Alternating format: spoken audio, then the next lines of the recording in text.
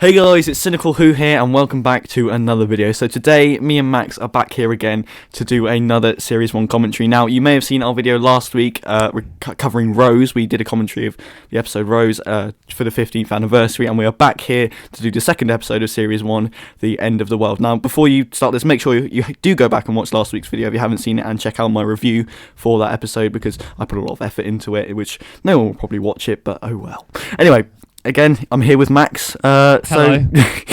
I don't know whether we need to say much before we get into this story. Just any preconceptions about the episode? Not really, but I've just thought of something. Hang on, if you'll just excuse me one moment. I just need to check this is the right. Is it this? Yeah, it's this one.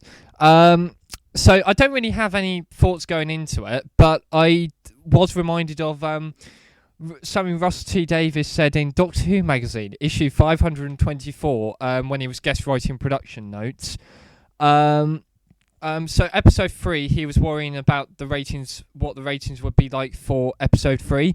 I wondered, said Russell, if the audience would run away, because I think The End of the World is the riskiest episode ever made. These days, I'm told again and again how safe we played it in that first year, how we were careful to ease the audience gradually into a sci-fi world. Gradual? Safe? Careful? 1 week in, and we had blue people, talking trees, the face of Bo, Cassandra, Britney Spears, a murdered plumber, and a whodunit in which it could only be one person. Oh, and then we blew up the Earth, and went for chips, and killed all the Time Lords. Gradual? And he was worrying that might push people away. Yeah, it is, when he sums it up like that, it is a pretty crazy episode. I mean, for the second episode, I mean, it's sort of, as I said in the last video, it's throwing the fans back in, you know, it's aliens and space and... Yeah. But as well as that, it's certainly, the idea was, you set the first episode on contemporary Earth, and then you go as far out as possible to really show the possibility of where we can go. And that's been a formula that has lasted throughout all of modern Doctor Who, but it's never really... It was done so well the first time that it could never really be recaptured, and it would always seem inferior or rip-off of that whenever Moffat or Chibnall tried it. So, like, episode 1 is contemporary, and then episode 2 is distant alien planet or far in the future. Yeah, and I think it's strange how it took them this long to actually portray how they predict how the Earth would end. I mean, of course, it's an interesting thing to do, but I'm glad they covered it in. But I mean, once you've done it once, you can only sort of go back to it so many times. So, with that being said, are we ready to start watching The End of the World? Sorry, you're cutting out a bit there. Oh, sorry. Are you ready? It's alright, you're fine now. I'm ready. Are you ready to go? Okay, you at home, make sure you've got your DVD ready, make sure you've got your iPlayer, your Netflix, all that. Finger on the play button. I mean, if you're watching all of those at the same time, there's something seriously wrong with you. You're very talented. Anyway, we'll press play. Get more synchronised. Make sure 3, 2, 1, watches. And on the go. So, 3, 2, 1, go. I always love having to edit back and hear how out of sync we were with each other due to the delay on Discord. Yeah. Something I was thinking in advance of this, I've always thought how weird it is we get a pre-titles recap of episode 1, despite the fact episode 1 is totally unrelated. But it's, prior context. It's something like we got in Spyfall as well, didn't we? But we never got it with, like, Smith and Jones into the Shakespeare Code, as far as I can remember. Not, but might have done, but we certainly didn't get it with Partners in Crime and Fires of Pompeii. Yeah, I suppose so. But yeah, nice recap, and I love how it goes straight into the next. Yeah, and it's weird, at this point, there are certain RTD stories towards the latter end of the RTD era. You just have the titles at that point after the recap.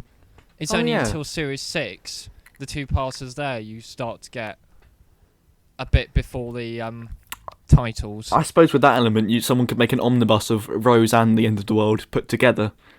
That would be quite interesting. Yeah. Like you said, them being aired together is what Russell wanted. Because the you could have done that. intention, Russ T Davies said to the BBC, can you air them both on the same night, one after the other? But he made that request too late because the schedules had already been finalised. This was 3 weeks before it was supposed to go out.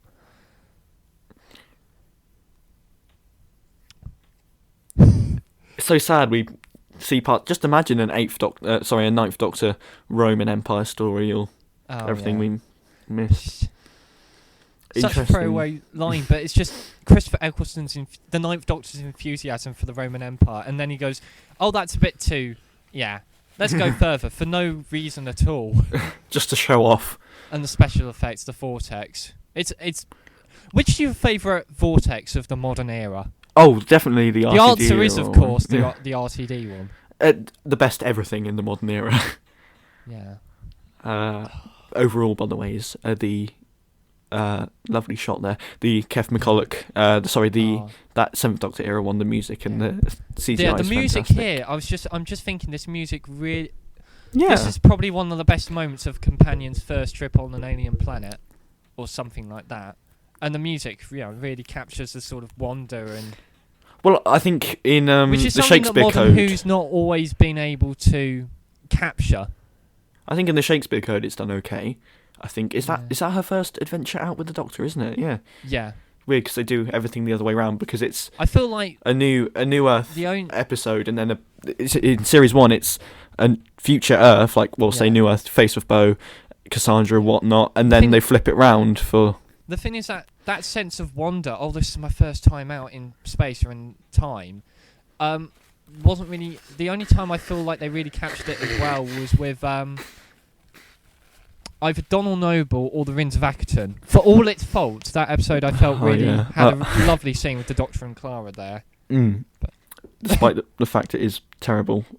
Well, I'll get onto that on another video. End of the world, mic drop. Into the best title sequence ever. Yeah, as we discussed, Apparently but that bloody bit where there we go, the title is out of sync. That pisses me off so much. When it swerves around, the music slows, and it got it out of sync every time, apart from in Rose. I always thought that Rose was out of sync. No, because it's always the same with every single episode after that. Yeah, Rose is in sync. They just never bothered to fix it until Voyage of the Damned, where they got rid of it. Yeah. Oh, I like that. The camera movement. Oh, the music here as well. Yeah. Okay, the way they just speed off looks a bit.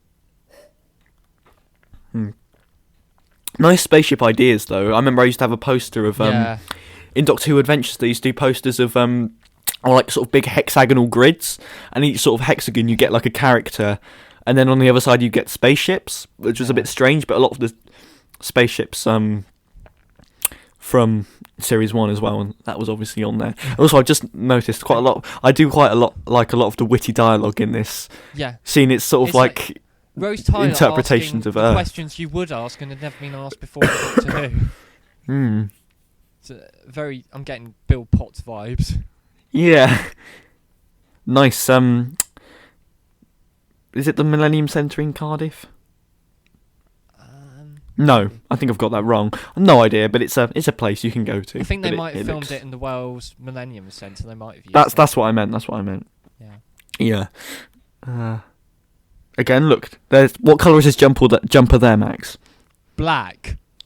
He's wearing a black jumper with a brown shirt. I don't understand what you mean. What brown shirt? What's this shirt business about? It's a black leather jacket, and below it is a purple jumper. No, it's not a purple jumper. It's a brown shirt. It's a purple V-neck jumper, Max. It's a brown shirt. Right, everybody fucking ruin him in the comments. You've got it all wrong. And also the pacing as well. 5 minutes in already, and it's a bit like Ark in Space in a way. It's just them at the moment, but yeah. But the thing is, Russ T Davies, that the Ark in Space is one of his favourite. Oh stories, yeah. But I mean, it's quite different to the Ark in Space, though, isn't it? Oh yeah, of course.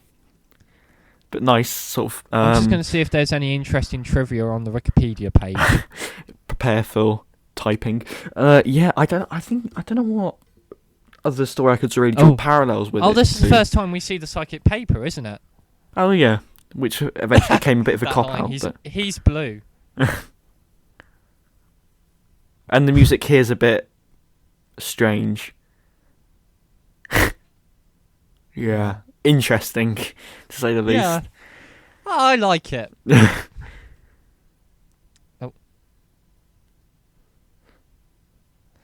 I mean, he's speaking to virtually no one. Yeah, why is there no? Speaking over the he may be speaking over the intercom, but there's no one there. wow, nice theatrics anyway. Others. Sill's back. Oh, Sill. Oh, is that? No, it's not Sill, but it looks very much like Sill. I thought you were going to say it was. I wonder if that was a deliberate homage. Oh, maybe. I hadn't thought of that before. I thought you meant it was actually Nabil Shaban playing him, but.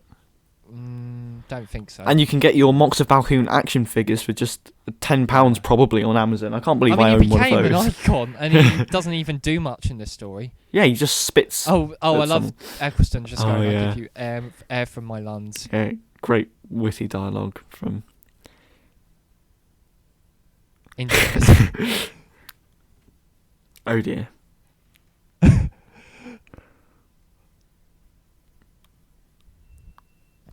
The face of Bo. Or supposedly it's Captain interesting Jack Harkness. to view this. I mean, with hindsight, which is, obviously he's an iconic character and he became much more relevant. Yeah.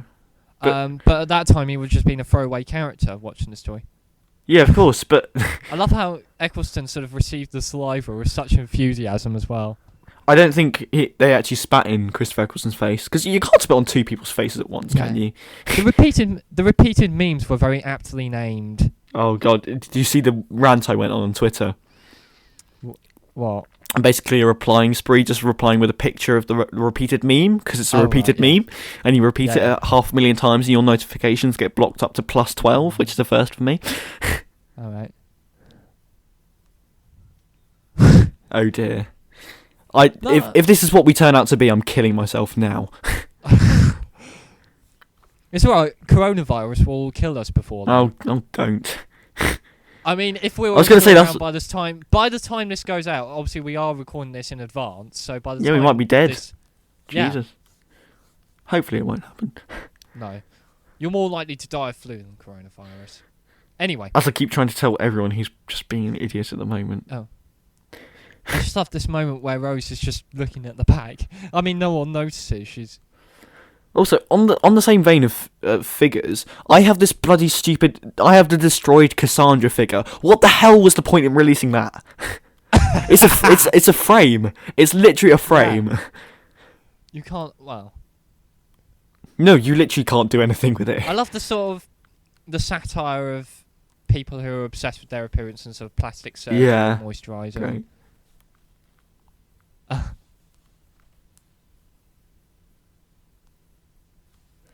Yeah, I love that. And I love the fake news. Yeah, like calling the iPod and you remember iPods, kids? Yeah, there we go. And then we get the fantastic moment in a minute, which I'll just let play out. And again, I'd like to just mention the nostalgia factor with this episode, because I think, obviously, watching this at a very early age, I think a lot of things like with these. Hang on, I've got to listen to this. 1 second, I'll continue afterwards. Yeah, humanity's greatest composers. I actually really like this song. And it's just... there we go. There's so many iconic shots from this, aren't there? And just the Britney Spears, traditional Earth ballad. Yeah. Bit at the end. Britney Spears as the Earth gets vaporised. That's fantastic. Only in Doctor Who. And would you get away with that? Yeah, like stories like in Love and Monsters as well. Songs like Mr. Blue Sky by ELO or Don't Bring Me Down. And Tainted Love and Toxic. They just stick in my mind, and they're some of my favourite songs. I think I have a Spotify player somewhere that's just all the nostalgic songs for me, and I don't know why. Probably because they're just featured in Doctor Who, and it just nails the nostalgia factor. I need to look back at those lyrics and see if they are relevant to what's going on. They are. Yeah. Because Rose needs to get away for some reason. It's all too much. Again, building up the mystery of the Doctor, which is something they did very well this series. Yeah, identify species. This bit adds a bit more mystique about the last of his people, although he did mention that in the previous episode, did he not? Yeah. Oh, the spiders, which... was there any explanation for them to return in New Earth, or was that just... I don't think so. I was just thinking about it today. The explanation for Cassandra coming back in New Earth is a bit lazy. There are things I do like about that Yeah, episode. why does... Yeah. It's a guilty it's pleasure, funny, really, but isn't it? bit lazy. Oh, and I like this little bit of... This little moment between Rose and... It's really interesting because we're supposed to have become more progressive, and yet with...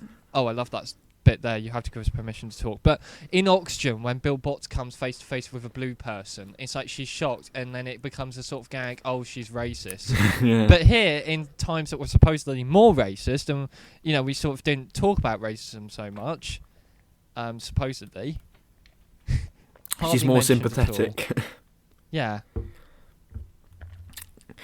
Yeah, interesting design though with the blue and whatnot. Yeah. And the sets again look pretty nice, and Yeah, even today. the production of, I think most of the episodes in Series 1 all looks fantastic, really. I mean, there are curtains in the background as I say that. The word plumber still exists in the year 5 billion. Well, Crispanian. there we go. Isn't big that finish. an Italian dish? There we go, big finish to the Crispanian adventures. What happens to Crispanian right. in the Time War?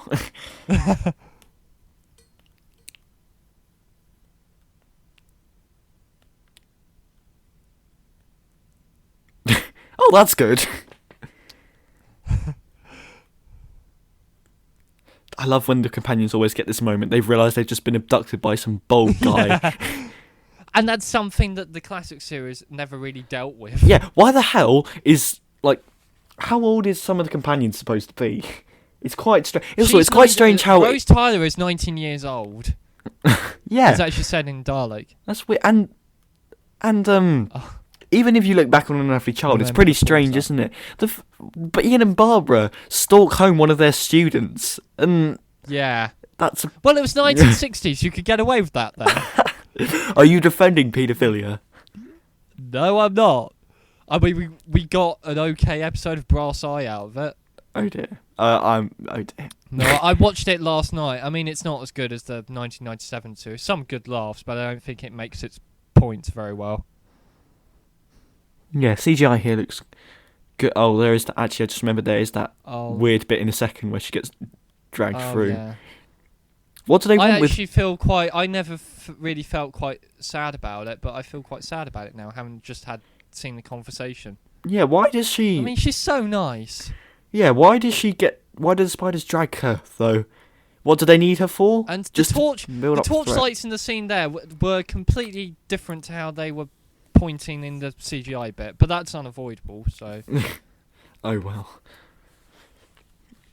An early example of Marigold's music getting too bombastic there. Who's the actor there playing? I don't know, but I will... I'll look it up now. I know, I'm looking it up now. Oh, beat me to it. And who was this one written by? Russ T. Davis. Oh, right, okay. Well, there we go. Oh yeah, Jimmy V playing the Mox of Balhoun. He's later went on to do many good things. He played Banner Cafalata and got to chat up Kylie Minogue, and then went on to play R2-D2 in the Star Wars films. A role everyone should aspire to. Not the R2-D2, I think. Kylie Minogue thing. Oh, Simon Day plays the steward. I have no idea. Oh, he's who from he is. Gillingham in Kent. That's quite near to us.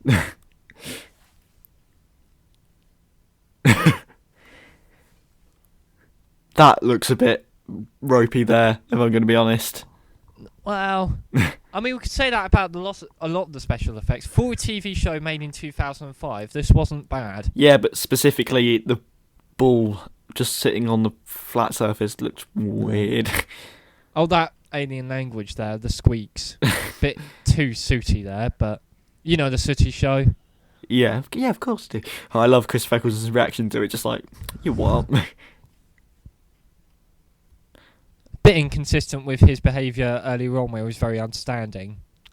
I suppose, yeah. Although we do get a nice moment in him. I think coming up now, is it not? Or is that a bit later?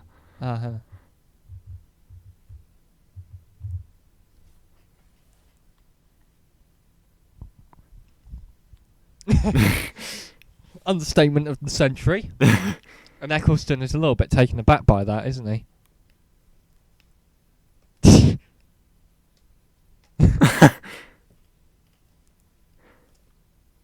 Yeah, there's a bit nice to see conflict between the. On the first mention of the TARDIS telepathic field, the translator circuit. Yeah, it's nice. It's nice how it does that exposition throughout, bringing back things from the classic series and whatnot. Actually, no, I must be lying here. The TARDIS translator was mentioned in the classic series, wasn't it? Sorry? Was the TARDIS I translator? don't think it was. Oh no, it might have been, but... That is strange. Yeah, I like this. I mean, it's something we don't in get. hindsight, it's really obvious he's trying to hide these from Gallifrey. I'd be watching this thinking, why is he so unwilling to say, "Oh, I'm from Gallifrey"? And he's already said it's an alien. What is the big deal about it? And of course, at the end of this episode, tragically, we find out why. Something I would have liked to see a bit more of in this series. Well, by the way, when this video go out, the series 12 finale would have gone out. So, hopefully we haven't carved our eyes out with plastic forks and... Well, anyway. Yeah, we're recording this Friday the 28th of February, just for the benefit of viewers. Yeah. But just something I want to say, because she just said Earth death in 20 minutes. Yep. One of the annoyances I have from the Chibnall era is we often have arbitrary countdowns that don't actually mean anything, and time passes very weirdly. And I think actually the real time, it's not too bad, because we're at 18-minute mark, 20 minutes, and yeah.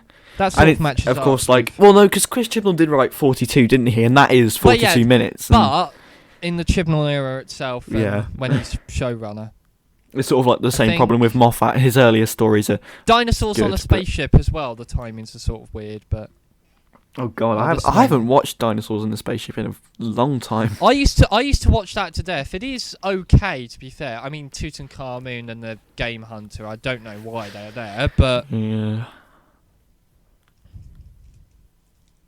Oh, Rose's theme in the background. It's just the first time we hear it. That's strange, but I really do love Rose's theme. I think we do, actually. Yeah. Might have heard it in, it's a bit weird if we didn't hear it in Rose. Yeah, but I'm just having a chocolate, so forgive any scrunchy noises. What flavour is it? Oh, just Aero Bliss milk chocolate. Oh. Caramel in a minute. Oh, I'm so jealous. I could do with some What's the chocolate gardening programme on the TV there? I don't know. What I always loved about Universal Roaming is that you can talk to anyone throughout the world, but at the same time, it exponentially increases your phone bill. But also how does it know exactly what time? We never see the bill, do we? No. We never actually see the consequences. It's a throwaway line.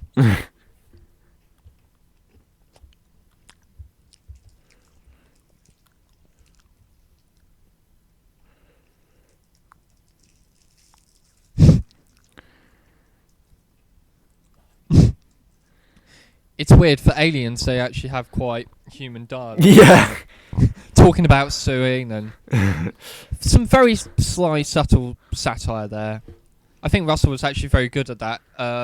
It's not original, but he really understood the way people talk in real life. Yeah, I was thinking about earlier. I think I was in the shower when I was thinking about this. I remember Thanks for that information. A few years ago, Phoenix Smith on Five Who Fans made a video about the Daleks and masochism, if I can pronounce the word, and he was trying to fit them into a social group, if you know what I mean, and in the end he figures out that they are, in fact, fascist. I was trying to think, well, are there any other Doctor Who species that are represented by such things? I was thinking about species that are built up upon patriarchal ideology, and I was just thinking, well, humans. I mean, that's the only one conclusion I can really draw from that. Yeah. A moment of silence, please, for Simon Day has just been vaporised. Oh, so sad. Anyway! Sure. Yeah, but of course that scene is also important because that adds tension to Rose Tyler's evil spiders.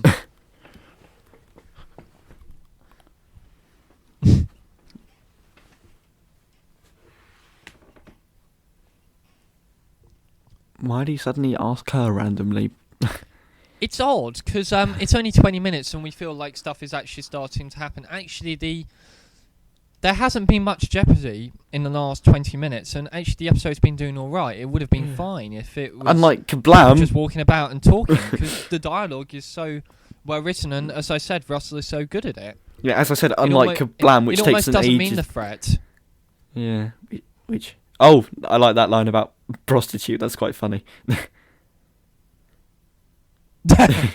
Again, like you mentioned in the last. There was once a joke on Spitting Image where you have a puppet of Michael Jackson because it was latex puppets, and Michael Jackson is asked by paparazzi reporters, "Oh, is it true you're splitting up or breaking up or whatever?"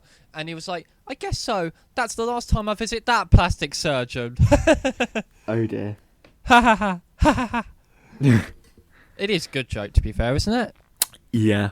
But again, like you mentioned, it was past its best, but yeah, like you mentioned in the last video about the sort of Russell sneaking in those sort of bits of humour to to social commentary. To humour the humour the adults with that prostitute line about Rose. I think that's quite funny. I want you home by midnight. No, she thinks Rose is the doctor's prostitute. Oh yeah, I think because that completely went over my head. There's also a joke that they're going out. It's like the word prostitute has never been snuck into a family show before. You never hear that in Last of the Summer Wine or. Yeah. And of course that line just went over my head. Oh, fantastic! I think that's probably the second fantastic. Should we do a fantastic counter? Yeah. Doing that, but I think that's the second one now, but.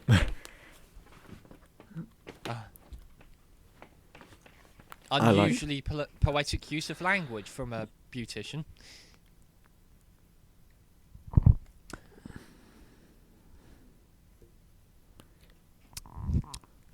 Are you eating on your microphone? No, I've done that already. I'm just typing. I'm just looking at the. Oh, okay. Alright, so looking at Wikipedia. Oh yeah, the character of Cassandra was inspired by drastic beauty treatments that had been taken by female celebrities, and that was very topical at the time. Yeah, again, it's nice how, again, as you said, Russell likes to sneak these bits in without it being too heavy-handed, like things like Awkward 55 or Praxeus. Well. Many of the Platform 1 interiors were filmed at the Temple of Peace in Cardiff. Yeah. So not the Millennium. I think it's the same thing, is it not? With just a different name. I might be a bit wrong there. No, looking at the photo, you are wrong. Oh, okay. I think some of it was done in some. It was done in a place, okay. Yeah. Oh, apparently there's So the Tainted Love song by Soft Cell. Yeah. We saw it on a 7-inch 45 RPM final single, but it wasn't actually released that way. They mocked up a 7-inch single. Oh no. Also, bitchy. She just said the word bitchy for a. Oh yeah, we've in Doctor Who in Modern Who we've had words like arse and bloody. Oh my god. Which are swear words, very mild, but even so. I mean, Doctor Who has always been rated 12. Has it? And I remember seeing that on DVD boxes when I was very young and thinking, "Oh, I'm watching an adult show." Now I don't feel that way. Yeah.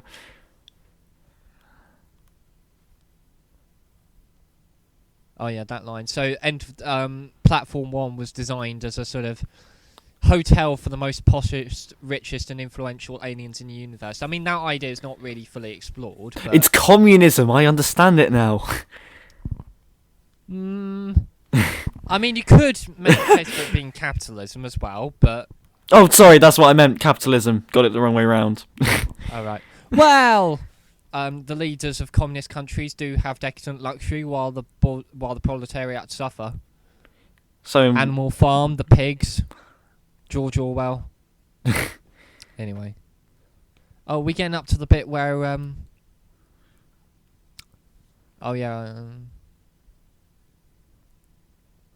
she's hinting at the demise. I like this music in the background. Is that? Yeah. That's not on the soundtrack, is it?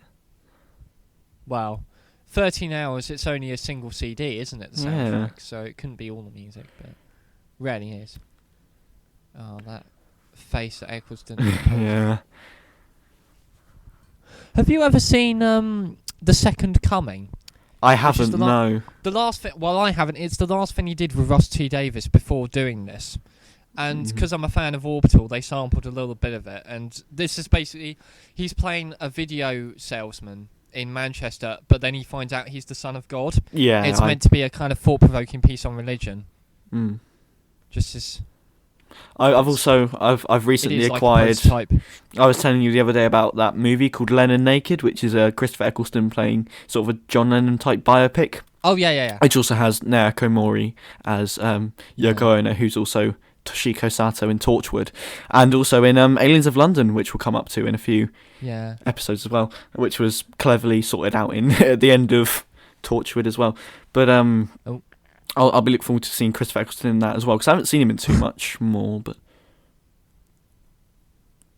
it's a bit of an odd... I was just thinking, don't they drug her, like, with a syringe? But it's a bit odd that they just whack her like that. Don't make a scene. Surely that would be a bit noisier. Yeah. No, I suppose getting the syringe, there'd be a struggle. And yeah, those fans are strange. Why the hell would someone build a ship with fans going over a bridge? Like, because it's a big engine, and the engine needs cooling, because otherwise it overheats. Yeah, but how are you supposed to walk across that bit without getting chopped up? Well, you're not supposed to walk across it. It's a support. It's a support pillar. Oh, okay. You know, ignore me then. Because otherwise the ship would tear itself apart. Looks nice though. Yeah. Oh. Yeah, I love how Cassandra sort of become the leader, and no one wonders where the steward's gone.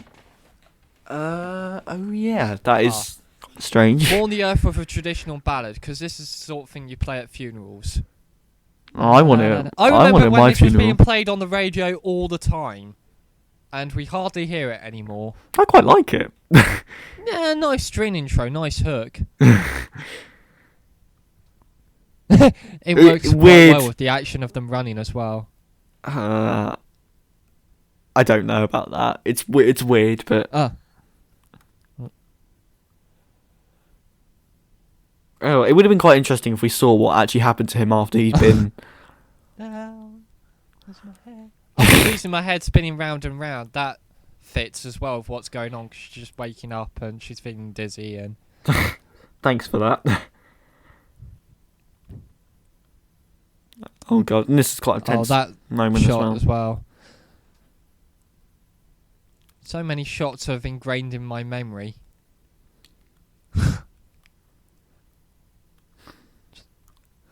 You don't really get this sort of tension anymore, do you, in a middle of the run episode, in an episode 2? No.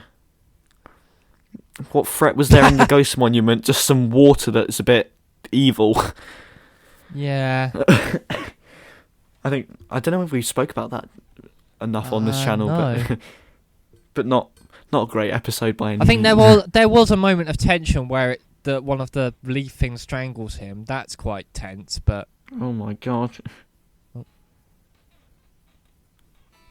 The computers... Given how much people are talking to AI at the moment, it's interesting how it's hardly mentioned here, and it's not running the ship, and we're not all slaves yet. Which is quite optimistic in a way. Because that's the biggest threat to mankind at the moment. Sorry, people kind. Mr. Trudeau. Sorry, have I missed anything? Well, he just manages to magically fix it with the sonic screwdriver, which unfortunately became a bit overused. Actually, and you know the maintenance, the plumber we saw earlier, Raffalo.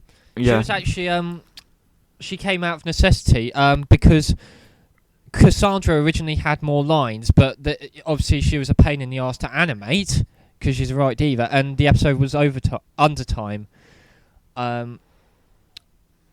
So they had to come up with the maintenance worker in order to fill the time, and then they shot it.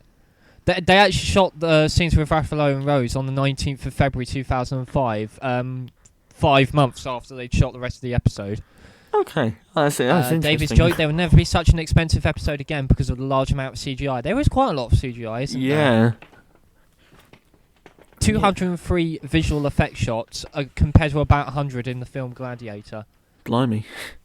No Doctor Who episode contains as many special effects shots as of 2011. That I don't know if that's been outdated, but no, I wouldn't think so. maybe now with the stupid bloody cyber floating heads and.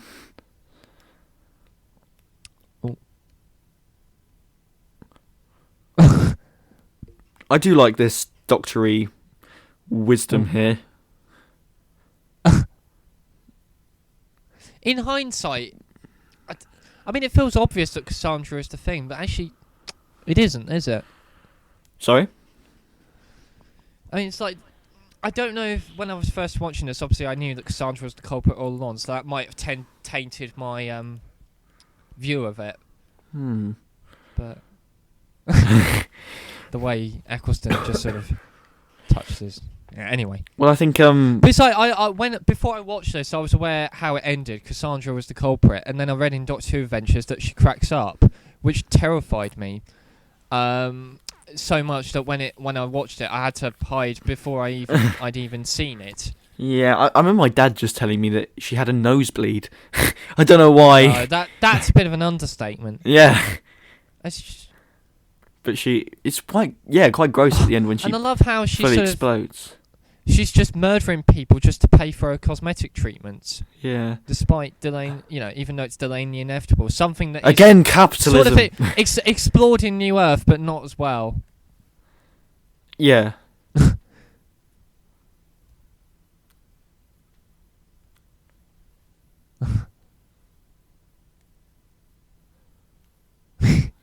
Yeah, again, that sort of political commentary. I do like that. I love how there's one level for the kids and another level for the adults. Yeah. With these nods to shares and again, something Russell was very good at. Great acting by I've forgotten her name. Zoe Wanamaker, who plays Cassandra. Yeah, that's it. And because you would have thought that until at that moment, you would have thought that it was going to be some sort of spider invasion of sorts. Yeah, you would have thought it was just the repeated memes. Well, you would have thought there was a leader. But Yeah, I don't think you would have guessed it was one of the guests. No.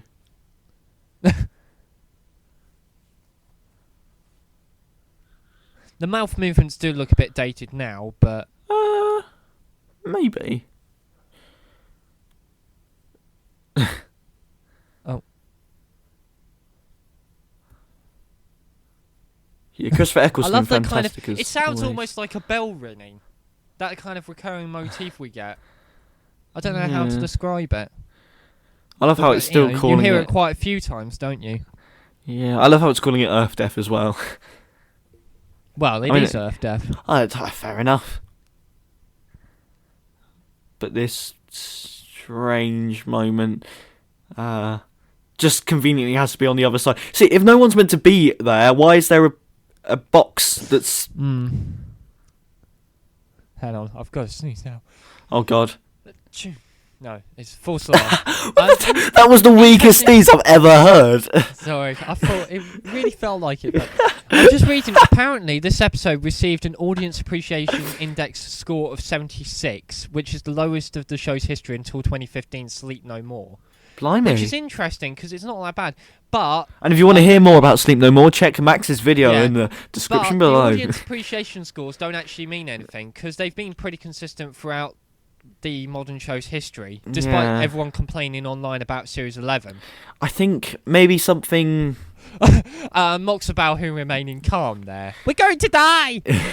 I mean, what other story would you... if this one was a bit too risky to put as the second episode, what other episode would you put as the first? The second? I wouldn't put any other, because they just lead in so well. Yeah. I mean, maybe something like The Unquiet Dead. I don't know. Yeah, maybe. It'd be interesting. I don't know if... It's a bit odd. That would be a bit odd, because I'm so used to this being episode 2. Yeah. Filming. Oh, apparently Aliens of London and World War 3, because the first block of filming, it was Rose, then Aliens of London, then World War 3. All right. So you could have had that as the second... But then it's kind of, you've got to have some adventures in between in order to lead into the You've Been Gone a Whole Year storyline, you know? Which I have I've noticed a massive plot hole about, but we'll get to that. But it's like, this is only episode 2, and already we have someone sacrificing their life, and it just happens off screen. You don't see it, which makes it... a little bit, but... Oh, and just this moment as well, where it sort of slows down, And it's like, in the end, you know what? I don't care if I die here. Got to save. Right, yeah, it shows how far the Doctor's And so going Billie to Piper's save acting in this is phenomenal. It's like I said last time. Yeah. This was a pop star Yeah. And considering this is only the second episode, who done stuff for ITV2 and slips into it fantastically. yeah. Actually, I probably shouldn't. Sounds a bit weird.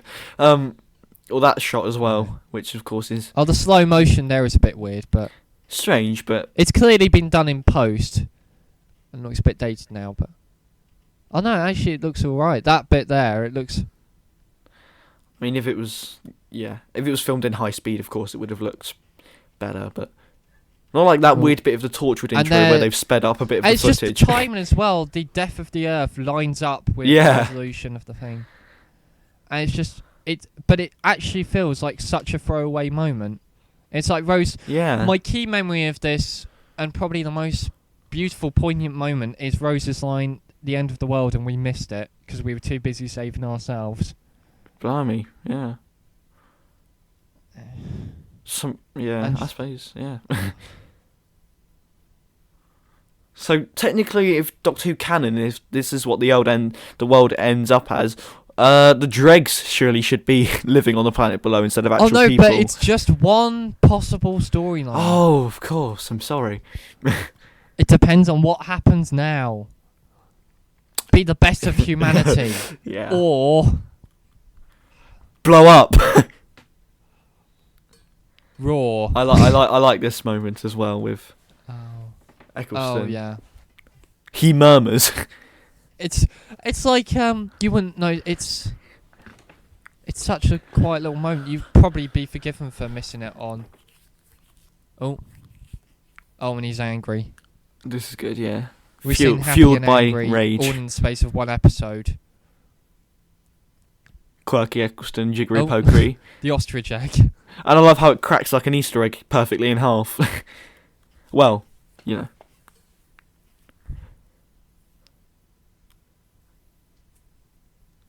Oh, the throwaway bit of dialogue as she's talking to other people. That oh.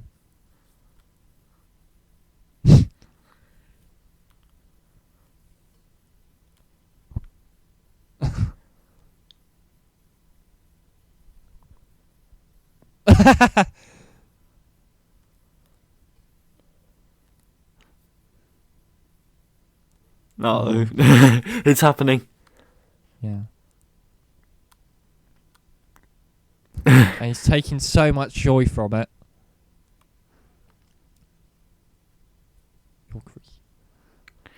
Shows how Christopher Eccleston is really. He doesn't know when to. It's like he doesn't know when to stop. Like he's just like letting this person die. You raised the temperature. That line. He's like, the runaway bride. It's like, I warned you. You did this. Yeah, it's like again like the runaway bride and whatnot. Everything has its time and everything dies. Yeah. Oddly mirroring what Sarah Jane says in School Reunion. Oh. Fantastic. Her face just explodes. No, it's just, for a kid that must have been. The way she just squeezes and rip. And we get Rose's theme again here. Oh, and 4 and 6 departing and they just go home. Go home. The end of the world, they just go home. Oh, and this lovely, iconic shot as well. As you said, a lot of iconic shots. I thought the Earth exploded. It did, yeah. So why is it still... It was engulfed by the sun. Oh, right. Oh, yeah. I wasn't paying attention. This line.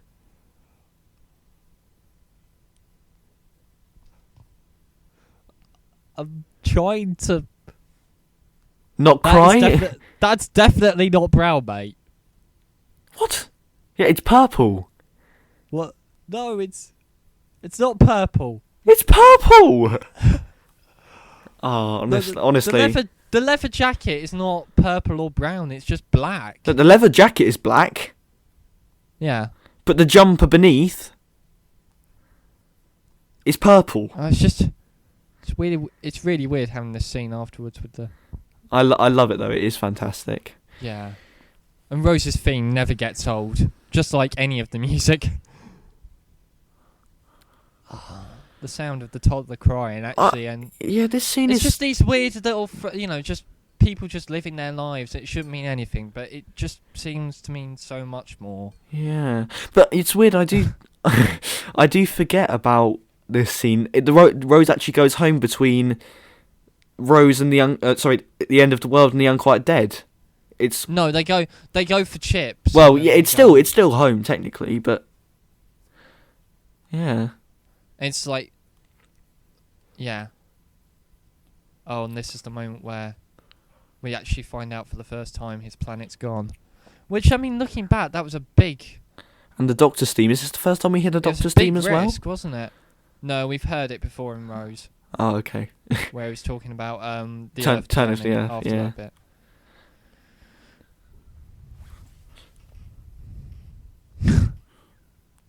And at this point, we don't know, spoiler alert, that it is the Daleks.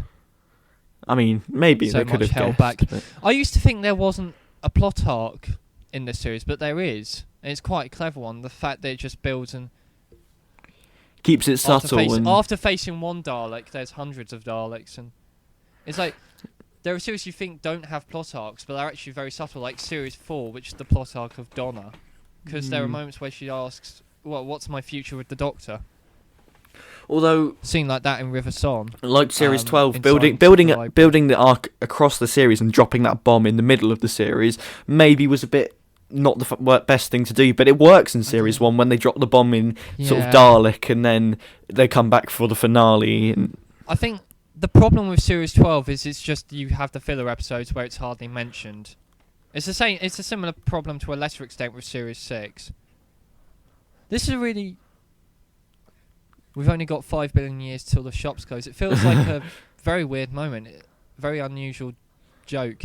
It's like they're joking about the Earth dying. Oh, we just saw Weird, my given all home they've blow just up. been through. And the next time trailer for the Unquiet Dead, which will come on to the next video. How in the early part of the RTD era, you have the after the next time trailer, the logo appears and then slides up. Yeah. I mean, it's weird in the first couple of series how it looks kind of translucent.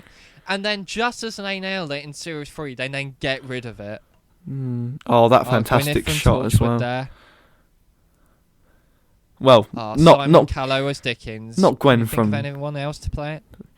No, of course. And Phantasmagoria, what a word.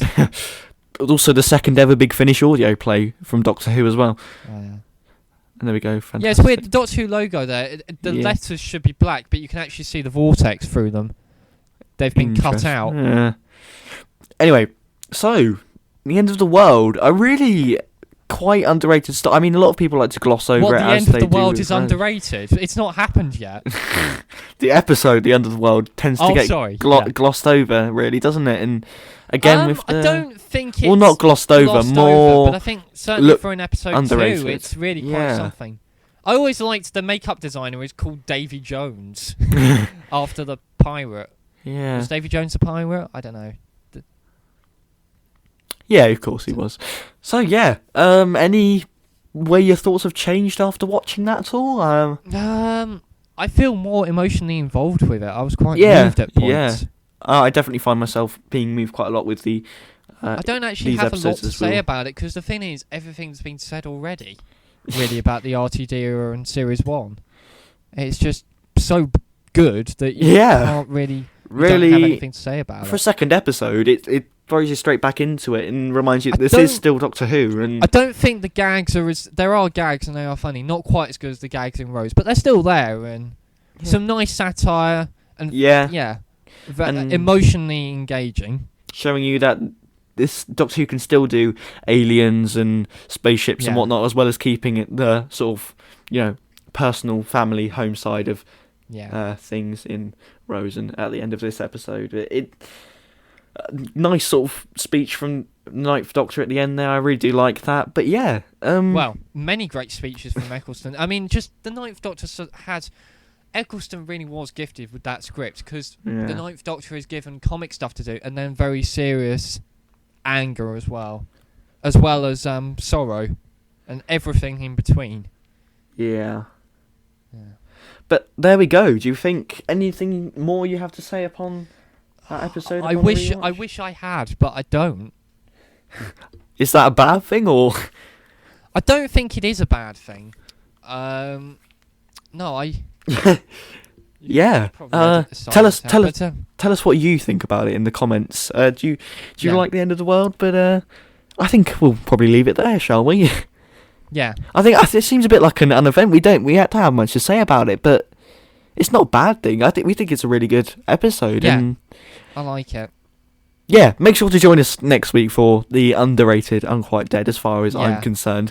One of the best historical stories of modern Who. I mean, they just nailed everything Yeah. right, and they, from the get go, and they nailed it so well. That, Especially for Mark Yeah. Gattis's first script for Who Yeah. entirely. But and yeah. the thing is, Mark Gatiss is a bit hit and miss, but his first script is pretty good. Yeah. Same with the historical stories. Yeah. I really wish we do have some more pure historicals, but we'll talk about that in I don't like pure historicals. Or You sort of. evil. I Well, don't you've really never. like the historicals, Have you even but- seen any pure historicals? Oh no, I just mean historical stories in general. Pseudo historicals. Well, Which pseudo are- and pure historicals, but Next, I haven't. I mean, you haven't seen Black Orchid or any of the Hartnell episodes. No. Well, any of the historical Hartnell episodes. So, No. but yeah, I think we'll have to leave it there for now. So yeah, I'm I've looking been- forward to the Unquiet Dead though. I do like it. I've been Cynical Who, not living up to my name in any of these videos. That has been Max Williams. Make sure to check out his content I'm not below. living up to my name either. What name? M Corp. So I have no idea. Okay. Anyway, That's well. when you need to make up your own minds on. Oh, judge it in the comments. I guess I I've don't know. I've no I really idea don't what's know. what's But going answers on on. the postcard, please. I'm looking forward to seeing how creative people get. Yeah. So that will be that for the end of the world reaction. Make sure to tell us your thoughts on the story below, and make sure to check out our review for Rose last week and my review I did myself about Rose last week. And make sure to join us next week for the Unquiet Dead. That is all we have. That is all I have to say for today. And Max, do you want to say goodbye to the lovely people who have listened to us? Let's be fair, no one's made it to this point in the video. Anyway, goodbye. Goodbye.